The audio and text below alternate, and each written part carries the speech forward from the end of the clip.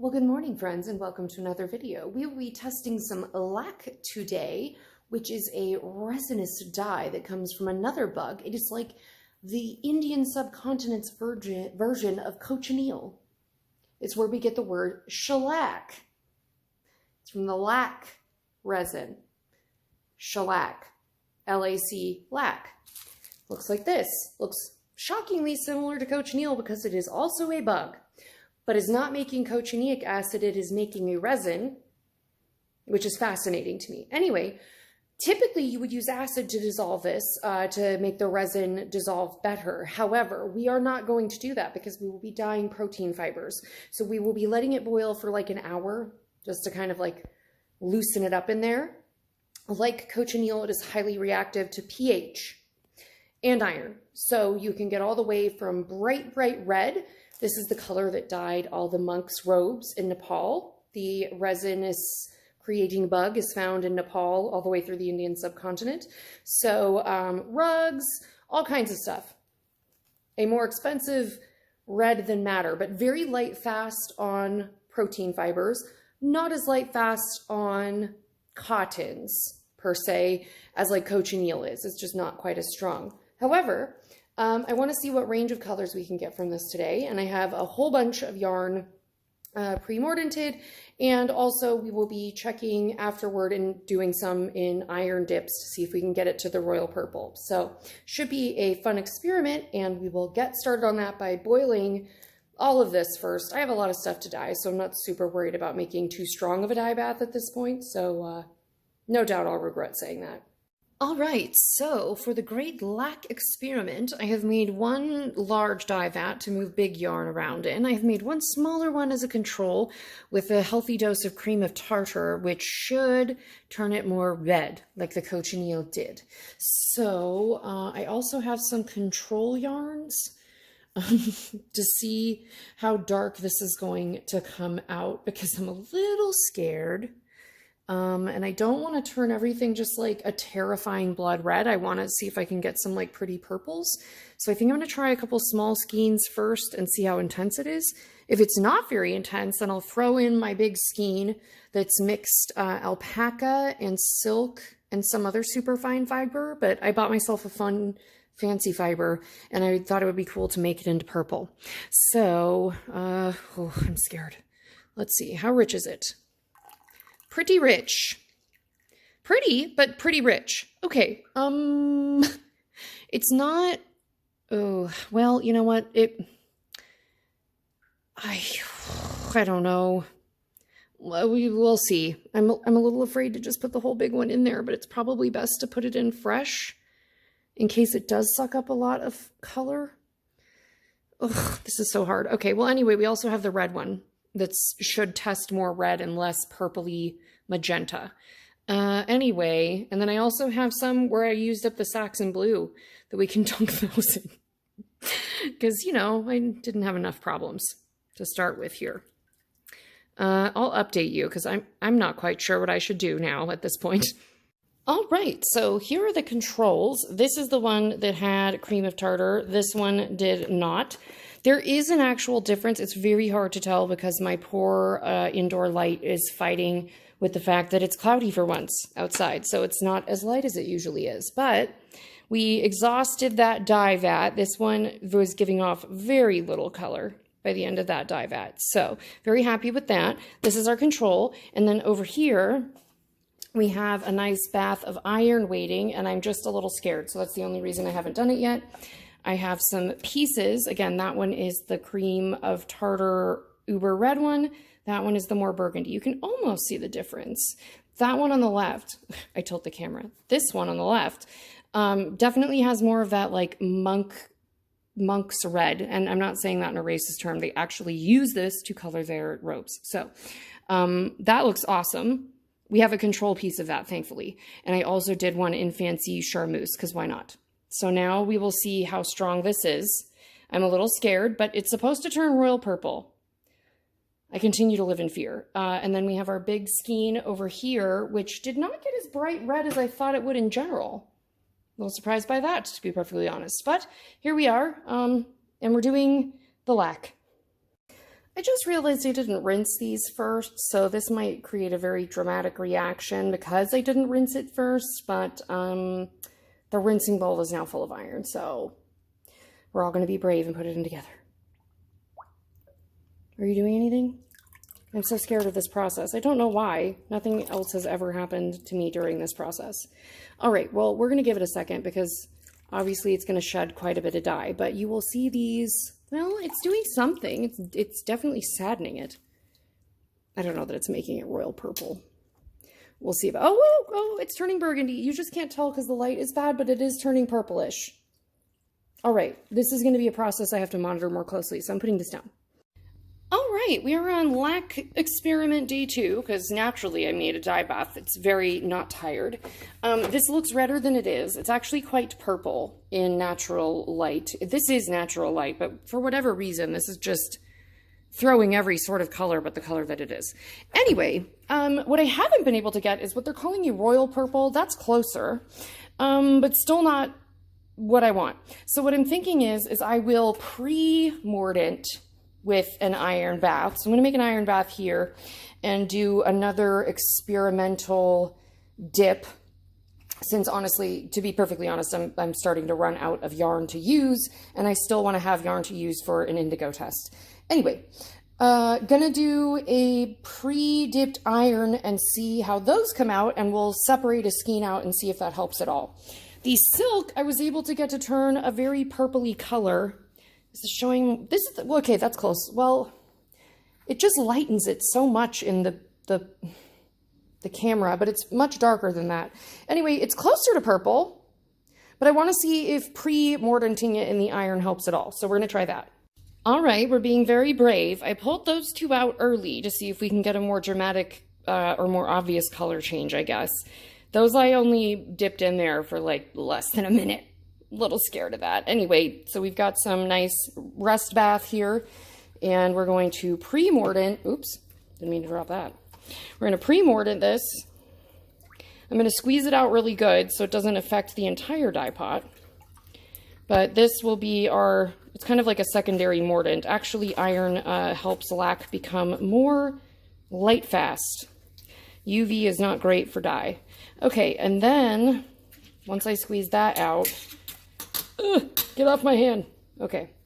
I need to rinse. Oh, splash myself. Okay. I need to rinse my hand off so it is not covered in iron when I grab the yarn, because this will react, I think. And we're just going to dunk the end of this guy in and see if we get more purpley purples this time. You're in, and your brother. You in. Get in there. See you in a minute. I've got to go dye this one. Okay, little iron mordanted buddy. Good luck in there. I hope you turn purple. Ugh, that didn't look promising. Well, we'll see them when they're dry. Well, hello. Welcome to the house of purple. It looked less purple in the light of my kitchen, so I just kept going, and now we have a lot of purple. Because I felt like it didn't look purple. It looks purple now, but in my kitchen it didn't. For right off the bat, though, we can knock this one out. This is the alpaca, and this was done, these ones were all from the, oh my god, I almost lost everybody there. These ones are all from the cream of tartar one to make everything redder. This is from the normal dye pot here, and so is that. We'll talk about that in a minute. That's a whole second day of dyeing. So, this one is an over dye that you didn't see, but I'm over dyeing and testing that for another video. This is 100% alpaca. The alpaca hated this. It did not like taking it up. This one went in at the exact same time that this like deep red one went in, and it barely picked it up. This is also blended with silk and merino, so I think only the merino really picked it up because there is barely. This one went in twice. I soaked this one in the pot overnight. Still nothing. So it hated the alpaca. The alpaca loves cochineal. It loves every other thing I've put it in with. It really hated the LAC. Alpaca and LAC, not friends. Or maybe they need a different mordant, but it didn't like that. All right, so moving on. This is the pile that was in the just average Joe pot, and some of them have been treated with iron. These two were not. One is twill, one is just a loose superwash merino. You can focus, buddy. Beautiful. You can see that there is a little touch of magenta-y pink that is reminiscent of cochineal in that. This one was a very, very exhausted Saxon blue bath. Also, this was done with something called 100% Peruvian Highland wool. It does not take up the color in the same way as the merino wool. Just right off the bat, we'll say that. It also did not love taking up the lac, but I think that's a function of the wool. I don't think that's the lac's fault, because again, these went in at basically the same time, because they all were the ones I was trying to use as a control. And then this one got dunked in iron to sadden it a bit. This one was just Saxon blue, and I over-dyed with it, and it's fine. It came out. Again, it just didn't really love uptaking that, this 100% Peruvian Highland wool. Whose wool, we don't know. What breed of sheep? The Peruvian Highland sheep, apparently. Anyway, so you could see the little bit of magenta to that. So that is our regular bath, nothing added. Here is, now I am finding that this Silk Noir dyes really unevenly unless you have it just like all alone, just like swooshing around all by itself, because these are the pieces I got when I was kind of lackadaisically doing it. They uptook it pretty unevenly. This is the one that I left in there for ages at what I would think is too hot for silk or any protein fiber, and it came out considerably more evenly. And it's a lovely bright red, really nice, and definitely more even. So if you are doing the Silk Noir, you're definitely going to want to let it be all alone and just like loosen the pot whenever you're dyeing it. Because I've noticed that many times throughout the dyeing process where it interacts kind of strangely. Perhaps I'm not getting all of the mordant out. This is one that is saddened with iron, so that's where we started, and that's with some iron added. They said it would get to royal purple, and it probably would have had I remembered any of the other instructions, which said to mordant it before you dye it. Don't do dip dyes, which is what I did with these, which is dip dyeing. This is the Silk Charmeuse, and again, you can see very uneven because I just like was not paying attention to it and making sure it was like moving around in the pot. It was just kind of like floating at the surface. And you can't get it, for some reason, you cannot get it to uptake more dye in that spot. Like once it's kind of sat there for a bit, you're kind of SOL. So if you're going to dye with any of the silks, they're very finicky and you need to give them a lot of room. Now, interestingly, this is the side that went into the cream of tartar adjusted one that should have made it more red. I think it made more red. You can see against the twill probably best that it's less pink. This definitely has more pink tone to it than red for sure. This one also responded much more strongly to the iron than the other ones. Even though it didn't uptake a ton of dye, it started from a darker place because it was more red from the addition of the cream of tartar. So here's our superwash merino, which is lovely. And then here's our silks. So here is the one that we had in with the cream of tartar, and here's the one that's not. Not a huge difference to be seen in the charmeuse. This one might be just a little richer and darker on the spots where it's even, I would say. Again, terrible dye job on my part. Like, maybe I did not rinse this well enough. Maybe it's because it's been sitting in my fridge and being slightly frozen for 6 to 7 months. It could be that. But it did seem to react much more dramatically to the iron than did the one that had no cream of tartar, as you can see. Big difference. And yet still there's moments of it. So I feel like I'm doing something to the fiber that is upsetting it. Probably being frozen. I can't imagine that that's good for it. Anyway, so that is, and I do think this is more red than it is pink. Yeah, it's just not a very good dye job on my part. But the iron is like a beautiful bruise color.